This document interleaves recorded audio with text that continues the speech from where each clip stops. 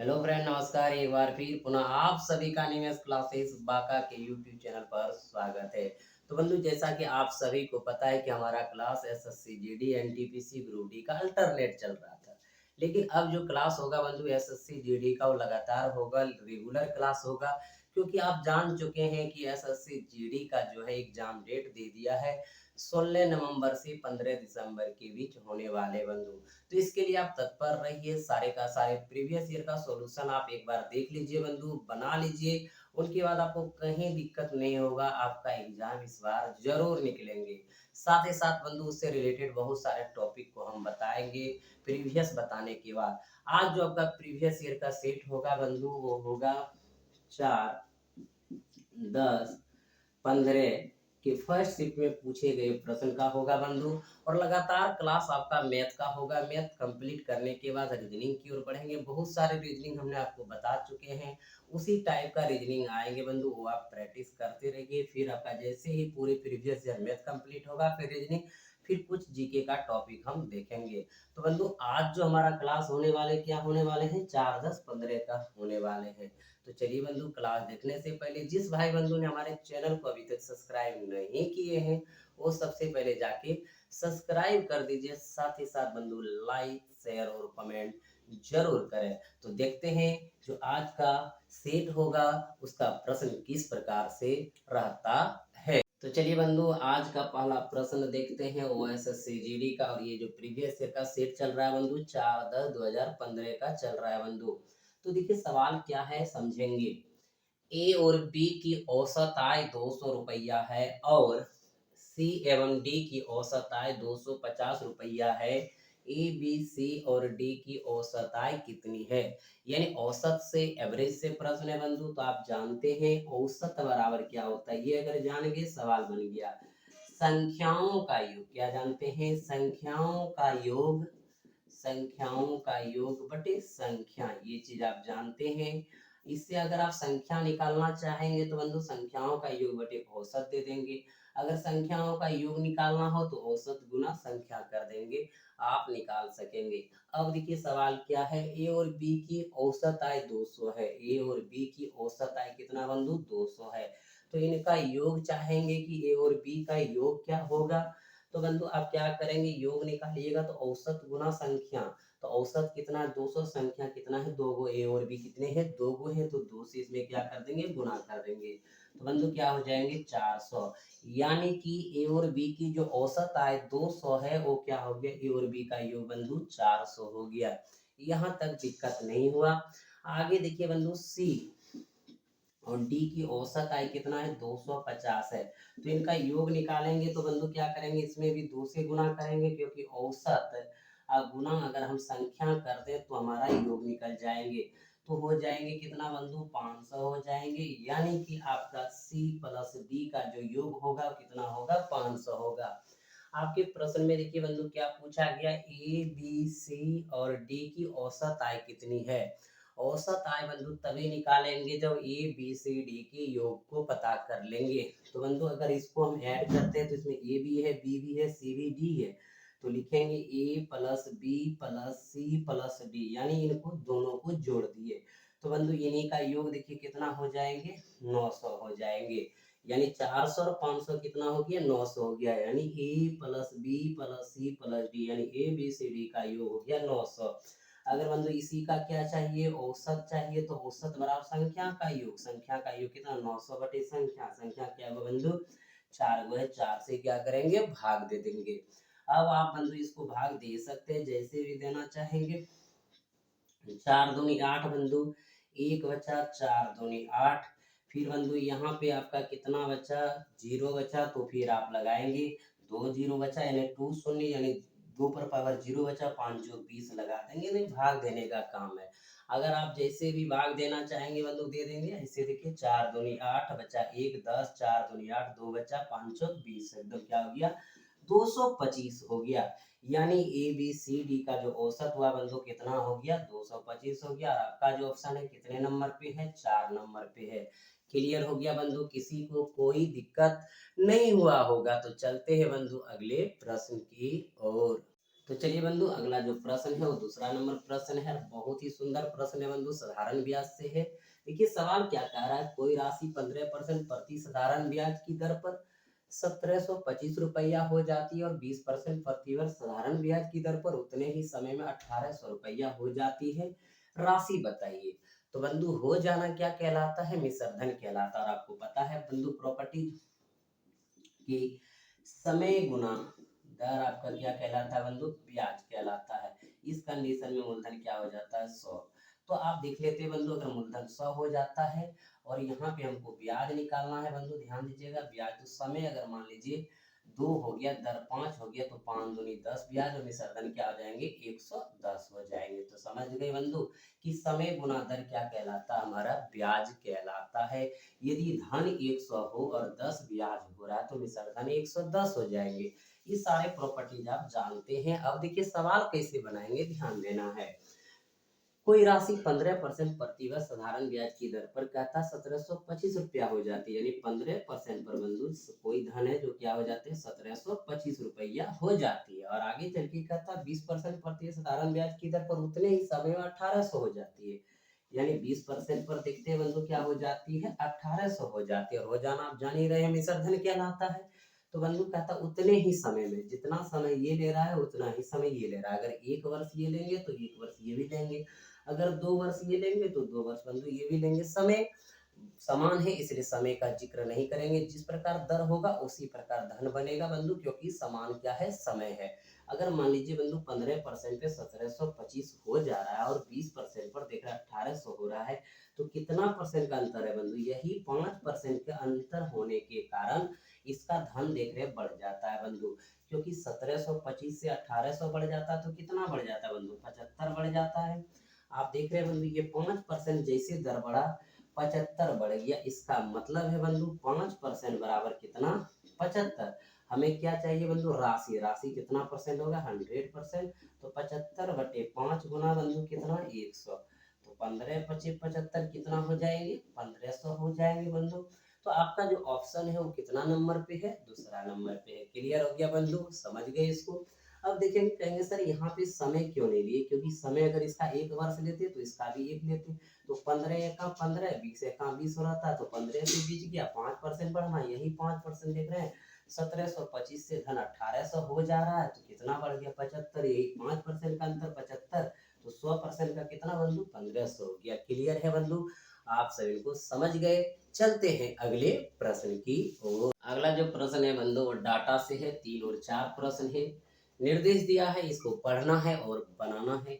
इस तरह के प्रश्न भी एग्जाम में आते हैं और ये पूछा ही तो गया है। तो बंधु देखिएगा सवाल क्या कह रहा है, निर्देश निम्न तालिका का अध्ययन करें एवं दिए गए प्रश्नों के उत्तर दीजिए। एक कक्षा में छात्रों की बुद्धि लब्धि इस प्रकार है। बंधु देखिए यहाँ पे एक डाटा हमारा है, बुद्धि लब्धि प्राप्तांक छात्रों की संख्या, यानी कि बुद्धि लब्धि जो प्राप्तांक है 80 से जो 90 के बीच है बंधु, उसकी संख्या छात्रों की 6 है। जो 90 से 100 है उनका 9 है।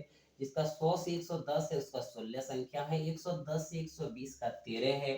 120 से 130 4 है और 130 से 140 बंधु 2 है। अब देखिए इसमें प्रश्न है, तीसरा प्रश्न इसका क्या है बंधु, यानी ये तीसरा और चौथा प्रश्न के लिए डाटा है। 140 बुद्धि लब्धि अंक प्राप्त करने वाले छात्रों की संख्या कितनी है, यानी बंधु 140। तो आप देख रहे हैं ये डाटा में 130 और 140 के बीच यहाँ है, तो 130 से और 140 में 2 ही छात्र है बंधु।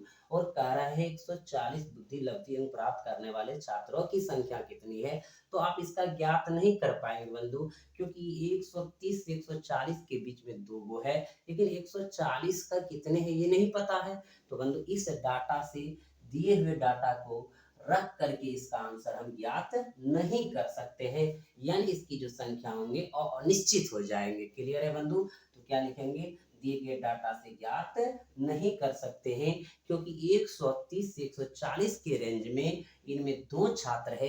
140 का कितना है बंधु बुद्धि लब्धि वाला, ये आपको नहीं पता है, ना ही डाटा से पता चल रहा है। क्लियर है बंधु।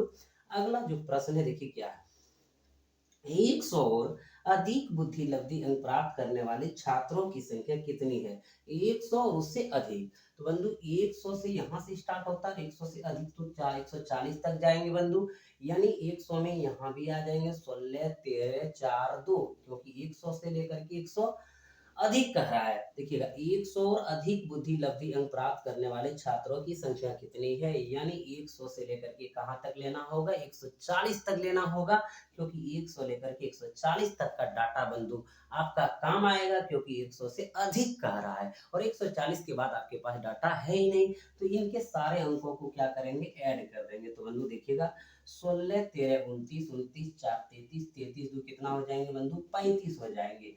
यानी कि जो आपका 100 और अधिक बुद्धि लब्धि अंक प्राप्त करने वालों की छात्रों की संख्या कितना है, 35 है, यानी 35 है, यानी 100 से अधिक वाला जितना है बंधु उसको क्या करेंगे, ऐड कर देंगे। तो आपका जो ऑप्शन है कितने नंबर पे है, दूसरा नंबर पे है। क्लियर हो गया बंधु, ये डाटा आप समझ गए। तो चलते हैं अगले प्रश्न की ओर।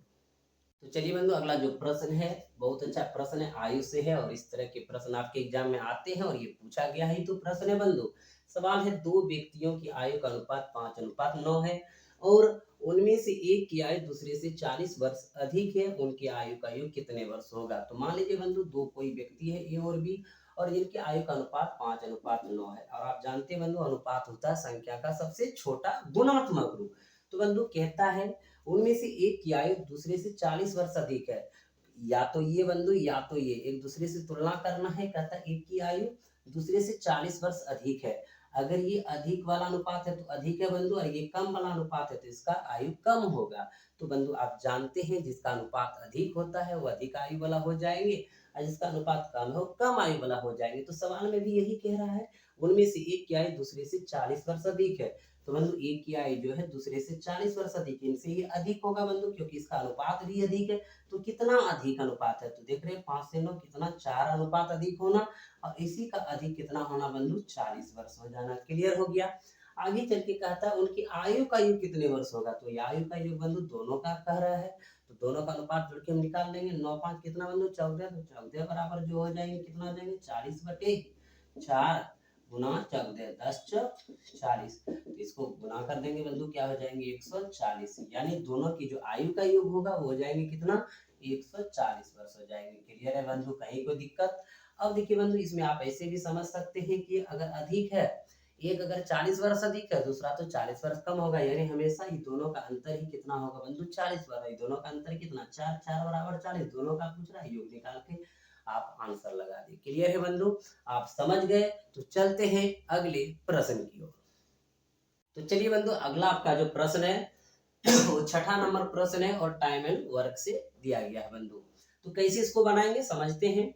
राजा किसी कार्य को 20 दिन में पूरा कर सकता है जबकि रमेश उसे 25 दिन में पूरा कर सकता है। रमेश को काम शुरू करने के 10 दिन बाद राजा ने काम शुरू किया, पूरा काम कितने दिनों में पूरा करेगा? क्लियर है बंधु। अगर राजा देखिएगा बंधु बनाएंगे इसको, राजा जो है किसी कार्य को कितने दिनों में 20 दिन में पूरा कर सकता है जबकि रमेश उसे 25 दिन में। बंधु यही काम जो है रमेश उसे कितना दिन में करते हैं 25 दिन में करते हैं, तो कहीं ना कहीं काम होगा, तभी तो बंधु राजा 20 दिन में करते हैं और रमेश उसी काम को 25 दिन में करते हैं। तो काम टोटल निकालने के लिए क्या करते हैं बंधु, इन दोनों का एलसीएम लेते हैं। आप सबको बता चुके हैं 20 और 25 का एलसीएम हो जाएंगे बंधु 100 हो जाएंगे। तो 20 पंचे 100 25 चौके 100। एक दिन में जो राजा काम करेंगे बंधु 5 काम करेंगे और रमेश एक दिन में काम करेंगे कितना काम करेंगे 4 काम करेंगे, तभी तो बंधु 25 दिन में 25 चौके 100 और 20 पंचे 100 होगा। अब आगे प्रश्न देखिए, रमेश को काम शुरू करने के 10 दिन बाद राजा ने काम शुरू किया, तो सबसे पहले जो काम शुरू किया किसने किया बंधु, रमेश ने काम शुरू किया, यहाँ से काम शुरू किया और कहीं ना कहीं काम समाप्त हो जाता। तो बंधु कहता है कि 10 दिन जो काम करने के बाद राजा ने काम शुरू किया, तो 10 दिन जैसे ये काम किया उसके बाद राजा आ गया, तो रमेश भी बंधु उसी के साथ है लगे हुए हैं शुरू से। तो राजा जो आया है 10 दिन के बाद, यानी रमेश के साथ राजा मिल गया। 10 दिन जो है रमेश अकेला काम किया, उसके बाद आगे का काम राजा के साथ मिल के किया। क्योंकि 10 दिन के बाद जो ही राजा आया है, रमेश तो गया नहीं वापस, यानी रमेश काम में लगा ही है पहले से। और 10 दिन पूरा हुआ, राजा हुआ आया, राजा और रमेश मिलके कहीं ना कहीं काम को क्या कर दिया बंधु, समाप्त कर दिया। अब देखिएगा, अगर रमेश यहाँ पे 10 दिन अगर काम किया है अकेला, तो कुछ ना कुछ काम किया होगा, क्योंकि टोटल काम कितना है बंधु, 100 है। तो देखिएगा, रमेश जो है एक दिन में कितना काम करते हैं, 4 काम करते हैं। 10 दिन काम किया अकेला, तो 10 चौक 40 काम बंधु रमेश 10 दिन में अकेला कर चुका है। अब बंधु काम आगे कितना बचा, 100 में अगर 40 चला गया तो कितना काम बचा है बंधु, 60 काम। यही 60 काम करने के लिए बंधु रमेश और राजा ने कितना दिन लिया, इसको पता कर लेंगे। तो बंधु देख लीजिए, अगर राजा एक दिन में 5 काम करता है और रमेश एक दिन में 4 काम करता है, दोनों एक साथ मिलकर करेंगे तो 5 4 9 काम करेंगे। अगर काम कितना करना है बंधु, यहाँ पे 60, तो 60/9। देखिएगा, एक दिन में ये 5, एक दिन में ये 4, 5 4 9 काम एक दिन में, इसलिए 60 काम करने के लिए 60/9 बंधु, 3 तिया 9, 20 तिया 60, यानी 6/2/3 दिन में समाप्त कर देंगे। यानी जो शेष काम बचा था रमेश 10 दिन करने के बाद, 60 काम वो कितने दिन में समाप्त हो जाएंगे, 6/2/3 दिन में समाप्त हो जाएंगे। और पूछा क्या गया बंधु, पूरा काम कितने दिन में पूरा करेगा, यानी यहाँ से लेकर के यहाँ तक। तो बंधु शुरू में लगा है 10 दिन, और इधर शेष लगा 6/2/3। तो 10 + 6/2/3 यानी 16/2/3 दिन में पूरा काम समाप्त हो जाएगा, जो कि ऑप्शन नंबर कहाँ पे बंधु, दूसरा में है। क्लियर हो गया, आप सब समझ गए बंधु। एक बार फिर पुनः आप समझ लीजिए कि रमेश ने काम शुरू किया, 10 दिन काम किया, उसके बाद राजा आया, रमेश लगातार बना हुआ है, राजा भी उनके साथ मिल गया और जाकर के काम कहीं ना कहीं समाप्त कर दिया। अगर रमेश शुरू में 10 दिन काम किया है, तो कितना काम किया है, 4 काम एक दिन में, 10 दिन में 40 काम किया बंधु। काम टोटल करना था 140 काम हो चुका है, बचा आगे कितना, 60 काम। यही 60 काम करेंगे रमेश और राजा मिलकर के। तो 5 4 9 काम एक दिन में, इसलिए 60 काम 60/9 यानी 6/2/3 पूरा काम करने का यहाँ 10 लगा है, और इधर 6/2/3 लगा, इसलिए 16/2/3 हो जाएंगे। क्लियर है बंधु, आप समझ गए। बहुत ही इंपॉर्टेंट सवाल रहते हैं बंधु इस प्रकार के। तो चलिए आगे बढ़ते हैं। तो चलिए बंधु, अगला जो प्रश्न है वो 7वां नंबर प्रश्न है, और ये आपका उम्मीदवार चुनाव जीत से है बंधु, परसेंटेज से है। देखिए कैसे इसको आप बनाएंगे। एक कॉलेज में भी चुनावों में एक उम्मीदवार को 62% मत प्राप्त हुए एवं उसे 144 मतों के अंतर से चुना गया। डाले गए मतों की कुल संख्या कितनी थी, यानी चुनाव जैसे कि अभी होने वाले हैं आपका पंचायती चुनाव, मुखिया का, पंचायत समिति का, वार्ड कमिश्नर का होने वाला है बंधु, जिला पार्षद का भी होने वाला है। तो यहाँ हमको सवाल पढ़ना है और आपको क्या करना है, नौकरी लेना है। तो बंधु यहाँ पे क्या है, चुनाव में एक उम्मीदवार को 62%, बंधु एक उम्मीदवार को 62% मत प्राप्त हुए एवं उसे 144 के मतों के अंतर से चुना गया, यानी जिसको 62% मत मिले बंधु, 144 मतों से चुनाव जीत गया, यानी ये विनर हो गए। तो दूसरा लूजर होगा, लॉस किया होगा, हारा होगा बंधु। तो हारने वाले का क्या हुआ होगा परसेंटेज, क्योंकि बंधु टोटल कितना परसेंट होता है, 100% होता है। अगर 62% लाने वाले चुनाव जीत जाता है, तो हारने वाले कितना लाएंगे बंधु, तो आप सबों को पता ही है 38% लाएंगे, क्योंकि टोटल कितना परसेंट होता है, 100% होता है। ये बात समझ गए बंधु। और कहता है प्रश्न में, जिसको आया है 62% मत, उसे 144 मतों के अंतर से चुना गया, चुना गया मतलब जीत गया। तो बंधु यही 62% 38% के बीच अंतर कितना बंधु, 144 का है। 38% लाने वाले हार चुका है, और 62% वाले चुनाव जीत चुका है, वो भी कितना, 144 मतों से। अगर बंधु कोई कहे कि 144 मतों से हम चुनाव जीत गए, तो हारने वाला कहेगा 144 मतों से चुनाव हार गया। क्लियर यही है, यानी हार और जीत का जो अंतर है 144 मत का है, और हार और जीत का जो परसेंट का अंतर है बंधु, उनके परसेंट बराबर 144 कर देंगे। तो देखिएगा 12 में 8 गया 4, यहाँ बचा 5 में 3 गया 2, यानी बंधु 24 बराबर 144 कह रहा है डाले गए मतों की कुल संख्या कितनी थी, तो 100% बंधु। तो 100 बराबर निकालेंगे 144 बटे 24 गुना 100, तो कटा दीजिए बंधु इसको हम। 12 दूनी 24 बराबर 44 से डायरेक्ट भी कटा सकते थे, कोई दिक्कत नहीं बंधु। 6 दूनी 12 तो कितना 600, यानी जो डाला गया मत है बंधु कितना है 600 है। क्लियर हो गया, समझ गए बंधु, कहीं किसी को कोई दिक्कत नहीं। तो बंधु बता दो कि अभी चुनाव आने वाले हैं, आपका टाइम बर्बाद होगा। आप किसी बहकावे में ना आए, समाज में सब एक साथ मिलके चले, समाज में सब आदमी एक जैसा है, इसलिए किसी का कोई विरोध नहीं करे। हमारा एक ही काम है, यानी सवाल को बनाना और एसएससी जीडी को पार करना। जिनकी जो फॉर्म एसएससी जीडी का भरे बंधु, इधर उधर ध्यान लगाने का नहीं है, फोकस कहाँ करना है, एसएससी जीडी पर करना है। तभी तो आपका रिजल्ट बनेगा, समाज का नाम रोशन होगा, परिवार का नाम रोशन होगा, और आगे आप बढ़ सकेंगे, बहुत सारी चीज लाइफ में कर सकेंगे। तो चलते हैं बंधु अगले प्रश्न की ओर। तो चलिए बंधु, अगला जो प्रश्न है 8वां नंबर प्रश्न है। बहुत ही इंपॉर्टेंट प्रश्न है बंधु, छोटा दिखने में लग रहा है, लेकिन इसमें फॉर्मूला याद रहा बना दिए, नहीं याद रहा तो हमारे प्रॉपर्टी को देख लीजिए, बना देंगे। तो बंधु सवाल क्या है, 1.21 और 0.09 का माध्य अनुपात क्या है, यानी मध्य समानुपाती क्या है, इनको निकालना है।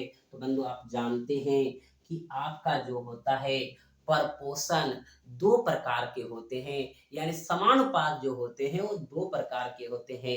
एक कंटिन्यूड परपोर्शन यानी सतत समानुपात, दूसरा होता है जनरल परपोर्शन यानी कि सामान्य समानुपात। तो बंधु ये जो हमारा माध्य समानुपात जो बनता है, यानी माध्य अनुपात जो बनता है, वो कंटिन्यूड परपोर्शन से आता है। कैसे आता है ध्यान दीजिएगा, यानी बंधु ए अनुपात बी समानुपात बी अनुपात सी।